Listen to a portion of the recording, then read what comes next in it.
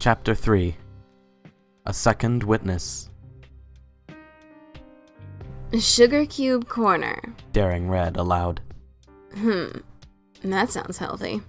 She smirked at herself and nearly trotted past the giant gingerbread house, but the sweet aroma of fresh muffins lured her closer to the open front door. Directly in her line of sight was a short display counter, 4 ponies waiting in a line between her and it. She took her place at the back of the line and tried to see what options lay beneath the curved glass. A portly blue earth pony with a swooping pink-striped mane stood patiently behind the counter with a fixed expression of polite worry. Daring had seen the type. Ponies who were too nice for their own good. She snorted, drawing unintended attention from 2 of the bakery's seated customers. The lavender mare's jaw dropped in utter disbelief, while the white one's irises shrunk dramatically. Sup? Daring greeted before turning her attention back to the line. She allowed the unseen half of her mouth to curl in a knowing smile. Is that? No, it couldn't be. She heard the purple unicorn whisper across the table. She certainly looks a great deal like her. The white one whispered back. I wonder if she's aware. Quit staring, Rarity. I'm sure she gets that all the time. But the resemblance, it's simply uncanny. Do you think she knows the author?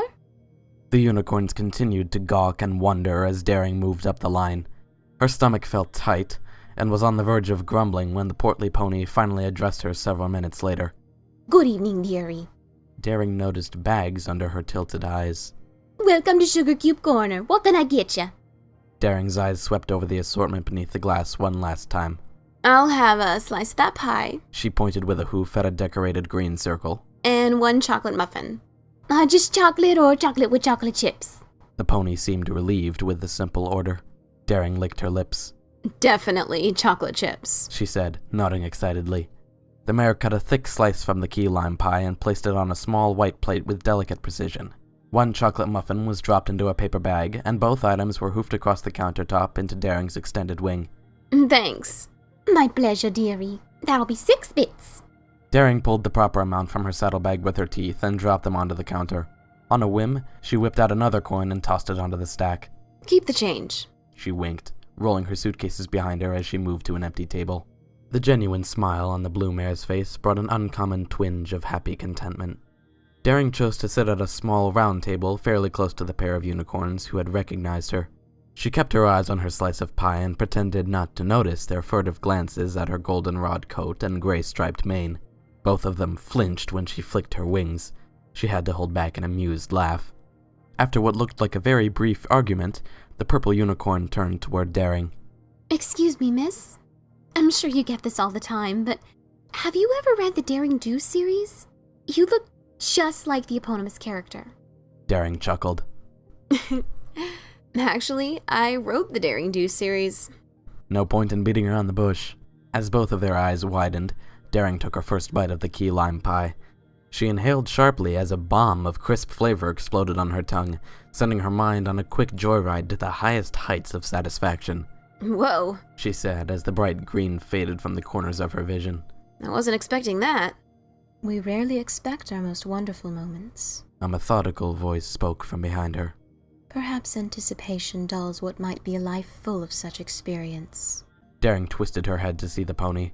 She was green, several shades softer than the pie on her plate, with striking golden eyes. A harp that matched her cutie mark balanced on her back, covered in turn by a stone-gray hoodie that wrapped around her upper half. After taking in her unusual appearance, Daring grinned. I guess that's true. The very best moments of my life were the ones I never saw coming.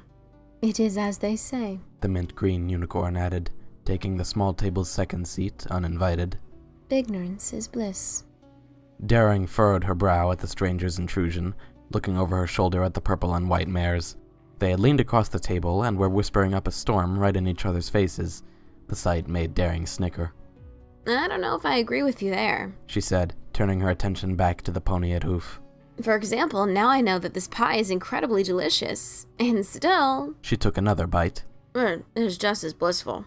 The musician smiled, lifting her harp in an aura of magic and setting it beneath the table.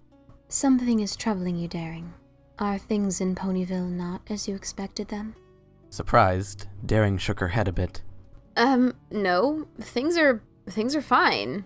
Actually, yeah, I guess it's not what I expected, but so far it's a good thing. Here's proof. She gestured to her pie, taking a third bite in her teeth. You know what I mean. How was your visit with your sister? Daring leaned away. I'm sorry, do I know you? The mayor's smile was tinted with accustomed sadness. We met at the train station this morning. We did? Daring scratched her head. I don't remember that. What's your name? Lyra. Lyra Heartstrings. Daring shrugged sheepishly. Sorry, Lyra, I can't say I remember meeting you. Did I tell you what I was doing in Ponyville? You mentioned your sister. Daring slid the little glass plate between her hooves. Yeah, I guess that didn't turn out too well. How so? Well, I went to ask a favor and ended up just making a fool of myself. I forget how much things change with time. I thought 8 years would be enough to heal old wounds, but we both got pretty heated over everything that's happened. Time does not heal wounds alone. For a proper scar to form, they must be thoroughly cleaned and dressed. Or, in this case, undressed. Huh? Have you ever talked to your sister about what happened?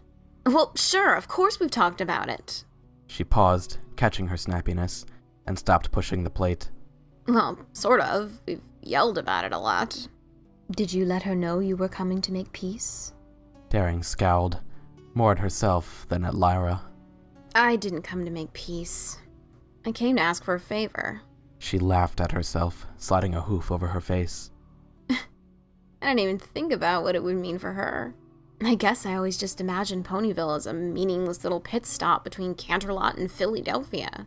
I never thought she had a job here, let alone a family. I didn't think much of Ponyville before I came here either. Lyra cast her gaze through the window and toward the setting sun. She shivered and pulled the hoodie tighter around her chest. But I have since learned that it is a vibrant, lively town, however small, full to the brim with good, inspiring ponies, each with a story to tell and a lesson to teach. She turned back to Daring. Did you know your niece plays the flute? Daring blinked. No. As Lyra nodded, her eyes moved as if she were watching a memory play out before them. She has quite the talent. I've never known Ditsy to be a musician. Was her father so gifted? Daring rubbed her eyelid as it twitched involuntarily. Yeah. Yeah, he was amazing at music. Magical, even. Lyra nodded again. Yes.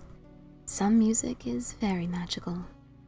The pair was quiet for some time, Lyra lost in thought while Daring tried to squash bad memories. She took little notice of a light blue Pegasus gliding into the bakery and starting a large order with the mayor behind the counter. Your sister refused to do the favor, then? Huh? Oh, yeah, she did. She sighed and finished her pie in one bite. I don't quite know what to do now. Lyra cleared her throat. What was the favor, if I may be so bold? Daring rolled her head on her neck. It was stupid. See, I'm a writer, but I have a very limited imagination. I can't come up with full stories on my own. Everything I've written so far has been based on stuff that really happened to me. I came here to ask my sister to go on another adventure so I'd have something else to write. Lyra smirked curiously. Why not just go on your own? The Pegasus gritted her teeth. I can't. I need a second witness. She looked at the ceiling and nodded. Yeah, that's it. I need another pony to see everything that happens so when I'm writing it down later, I don't miss any details. I see. Lyra pulled at her sleeves. So Ditsy helped you write your presently published works, then? Daring winced. Well, no, but, she and I... She met Lyra's piercing gaze and felt a lump grow in her throat. I'm scared. I can't do all the things that Daring in my books can do. I need a sidekick. No, a partner. I need some pony with me to bounce ideas off of and keep me company, watch my back. Adventures are fun, no doubt, but they're pretty dangerous. Lyra's nod expressed her approval. I understand that entirely, Miss Dew. Being alone on an adventure is maddening, to say the least. Yeah. Daring gave a relieved sigh. She couldn't believe how good it felt to tell some pony the truth. So, what are you going to do now?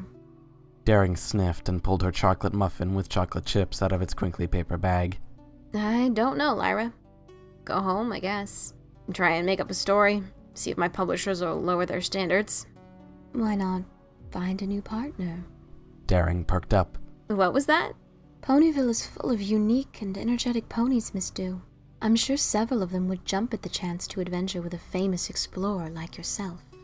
The muffin fell from Daring's hooves and landed with a dull thump on the table. A new partner?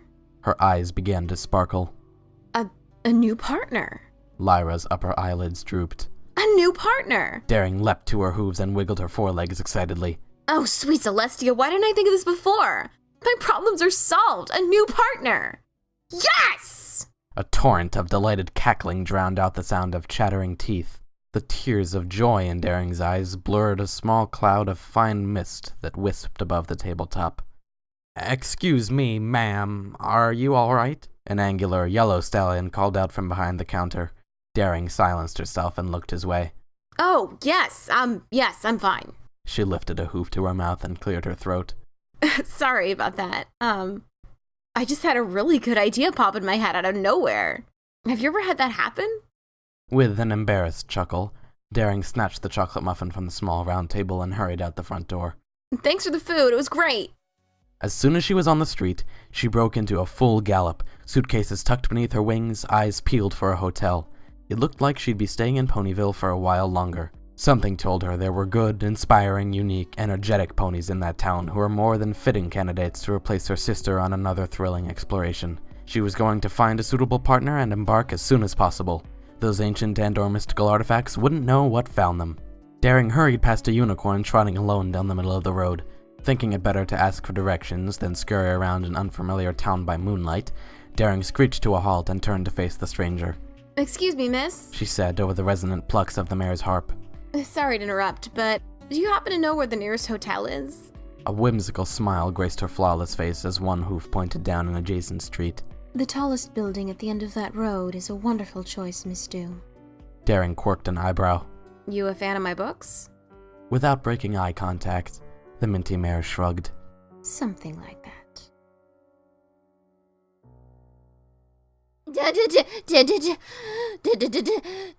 Pull yourself together, darling. Rarity implored. You're frightening the cake's foals. Indeed, Pound and Pumpkin stared up at Rainbow Dash with confusion in their tiny eyes. Rainbow, you've got to snap out of it! Twilight Sparkle demanded. Come down here at once! Oh dear. Mrs. Cake scooped her children onto her back and carried them out of the front room. There weren't very many ponies left in the corner at that hour, but since a mustard yellow Pegasus had burst into unexplained laughter and trotted away 3 minutes earlier, every eye was locked on Rainbow Dash. The weather mare was plastered into the far corner of the ceiling. How she managed to cling to the wood, no pony could understand. Her limbs and wings were pressed so tightly against the converging walls they appeared flat.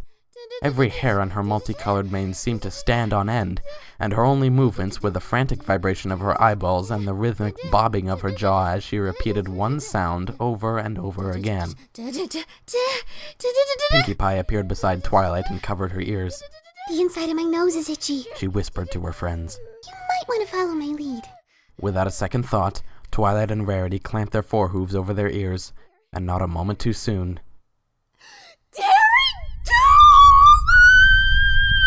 The windows of the confectionery rattled in their frames. Several glass cups exploded without warning. 8 of Carousel Boutique's ponykins fell to the floor. A flock of ravens in the middle of the Everfree forest took flight. Princess Luna was momentarily distracted from raising the moon. A dozen or so stored snowflakes in Cloudsdale's weather factory shattered. A small crack appeared in Tom's side. Half of Bloomberg's apples fell to the ground. Discord winced inside his stone prison. Ditzy Doo flinched as she tucked her little muffin into bed. Daring Doo grinned as the candles in her room flickered. Maybe Ponyville isn't so bad after all. At least some pony here has great taste in fiction.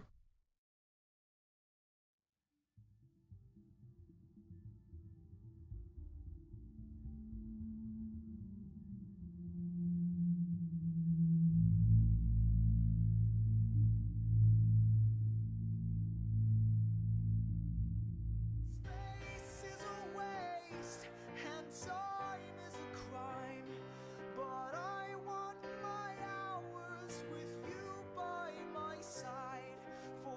delicious.